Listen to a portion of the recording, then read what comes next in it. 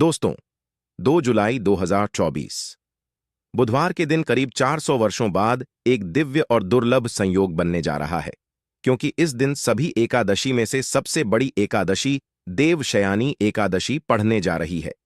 दोस्तों, यह एकादशी बुधवार के दिन पड़ रही है, जिस वजह से इस दिन 3 बड़े योगों का निर्माण हो रहा है, जो कि है धन लक्ष्मी योग, अमृत सिद्धि योग और गज केसरी योग।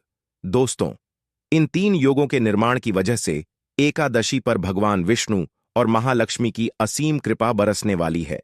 और अगर इस दिन आप चुपचाप किसी को बिना बताए स्वास्थ्य से जुड़ा यह अचूक उपाय कर लेते हैं, तो आपकी सभी समस्याओं का हल संपूर्ण रूप से हो जाएगा। दोस्तों, एक साल में करीब 24 एकादशी पड़ती है और 17 जुलाई को देवशयानी एकादशी सभी एकादश में सबसे बड़ी मानी जाती है। इस दिन स्वास्थ्य से जुड़ा यह अचूक उपाय आपकी हर परेशानी को कर देगा, चाहे वह धन को लेकर हो या सेहत या संतान की प्राप्ति को लेकर। इसीलिए दोस्तों, वीडियो को आखिर तक जरूर देखें।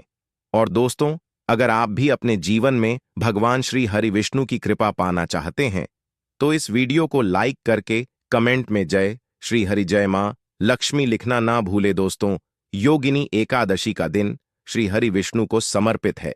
इस दिन जगत के पालनहार श्री हरि विष्णु अपनी 4 महीने की योग्य निद्रा से जागते हैं। इसके बाद से ही सभी मांगलिक काम आरंभ हो जाते हैं। इसके अलावा एकादशी भगवान विष्णु को प्रसन्न करने के लिए भी बेहद उत्तम मानी जाती है। इस दिन भगवान विष्णु को प्रसन्न करने के लिए कुछ लोग व्रत रखते हैं और पूजा करते हैं। इस दिन सच्ची श्रद्धा और भक्तिभाव से भगवान विष्णु की पूजा करने से सभी मनोकामना पूर्ण होती है।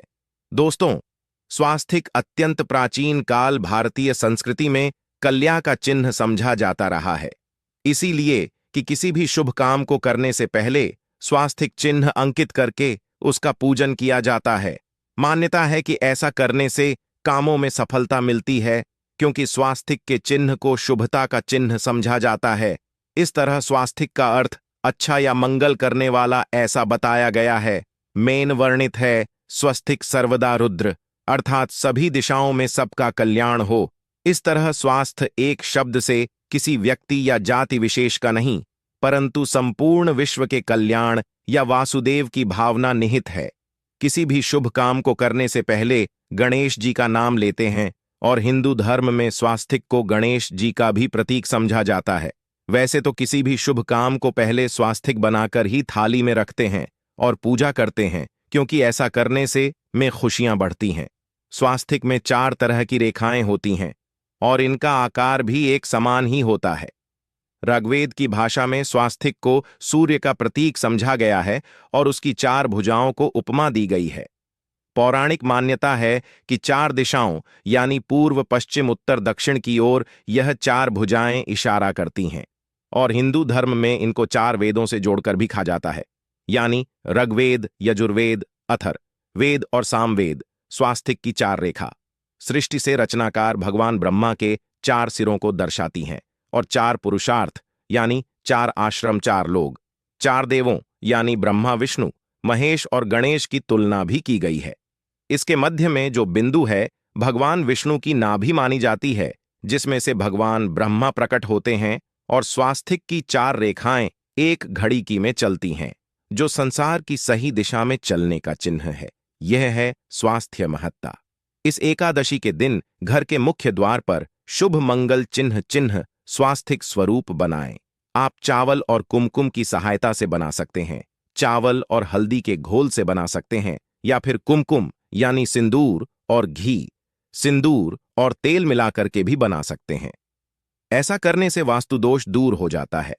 इससे मनोकामना हो की पूर्ति हो जाती, घर से क्लेश कलह बेचैनी दूर हो जाती है, तंत्र मंत्र क्रिया से भी रक्षा होती है। इसे शुभ काम के पहले अंकित किया जाता है, क्योंकि स्वास्तिक को मान सम्मान, सफलता और उन्नति का प्रतीक समझा जाता है। स्वास्तिक हर दिशा से देखने पर एक ही सम्मान लगता है। आपने उल्टा स्वास्तिक की देखा होगा, परंतु उल्टा स्वास्तिक के उपाय अलग होते हैं और सीधे स्वास्तिक के उपाय अलग होते हैं। अगर जीवन बहुत परेशानियां हो तो एकादशी के दिन तांबे या चांदी का स्वास्तिक प्राण प्रतिष्ठा करवाकर घर की चौखट पर लगवा दो। बाजार से अलग अलग साइज के मिल जाते हैं। उसे लाकर पूजा घर में रखकर पूजा करें। इससे घर में लक्ष्मी का वास हो जाता है। लक्ष्मी प्राप्ति हेतु चांदी का स्वास्तिक नवरात्रों में भी लगाया जाता है, परंतु सबसे अच्छा है कि सिंदूर और घी या तेल मिलाकर के यह या फिर चावल और हल्दी के घोल से बना दे कि मुख्य द्वार पर स्वास्तिक बनाते हैं तो ज्यादा बड़ा मत बनाइए। 9 अंगुल से बड़ा बिल्कुल नहीं होना चाहिए, 3-4 अंगुल का बनाइए, यह उत्तम होगा। अगर आपके घर के सामने पेड़ या खंभा है तो वास्तु दोष उत्पन्न होता। ऐसे में वास्तु दोष के प्रभाव को स्वास्तिक रोकता है। स्वास्तिक का चिन्ह देवता को प्रसन्न करने के लिए खासकर बनाया जाता है। एकादशी तिथि पर आप थाली में या चौकी पर स्वास्तिक बनाकर उस पर मूर्ति करते हैं तो देवता प्रसन्न हो जाते हैं। आप चाहे तो घर के मंदिर में इष्ट देवता के पास स्वास्तिक का चिन्ह रख सकते हैं। तो दोस्तों, स्वास्तिक के कौन कौन से उपाय घर में लाते हैं, धन प्राप्ति कराते हैं, जानते हैं इस वीडियो में। परंतु दोस्तों, उससे पहले आपसे रिक्वेस्ट करते कि वीडियो को लाइक जरूर करिएगा, दोस्तों को शेयर कर दीजिएगा, और अगर अभी तक आपने चैनल को सब्सक्राइब नहीं किया है तो चैनल को सब्सक्राइब करके बेल जरूर दबाइए। दोस्तों, इस एकादशी पर मुख्य द्वार की दहलीज के दोनों तरफ स्वास्तिक का चिन्ह बनाकर उसकी पूजा करें। स्वास्तिक पर चावल की ढेरी बनाएं और एक एक सुपारी रख दें, तो ऐसा करने से अपार धन की प्राप्ति होती है, कामों में सफलता मिलती है। इस एकादशी के दिन नहाने के पानी में तुलसी का पत्ता या बेलपत्र डालकर नहाई।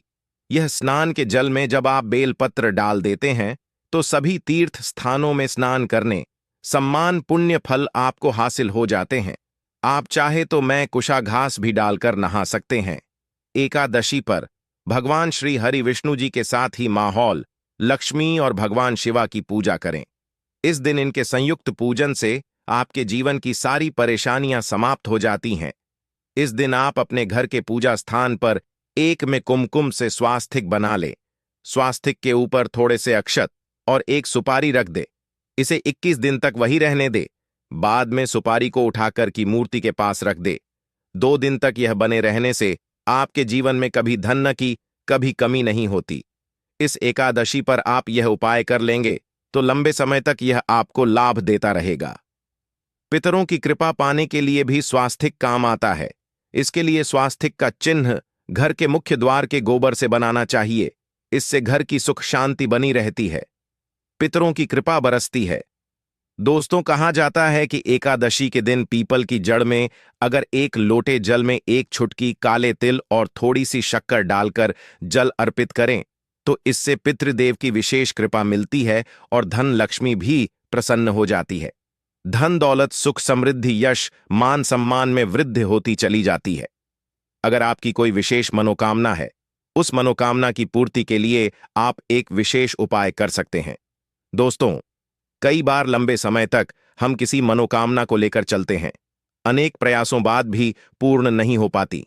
ऐसे में एकादशी के दिन आप आसपास के किसी भी मंदिर में जाकर मंदिर की दीवार पर सिंदूर से उल्टा स्वास्तिक बना दें। मनोकामना पूर्ति की प्रार्थना भगवान से करें, जरूर पूर्ण हो जाएगी। और जब आपकी मन्नत पूरी हो जाए तब जाकर वहीं पर सीधा स्वास्तिक बना दें और भगवान को धन्यवाद दें। इस एकादशी पर भगवान श्री हरि की पूजा करेंगे तो उन्हें 2 हल्दी की गांठें जरूर अर्पित की और बाद में हल्दी की गांठ को पीले कपड़े में लपेटकर तिजोरी में रख दें।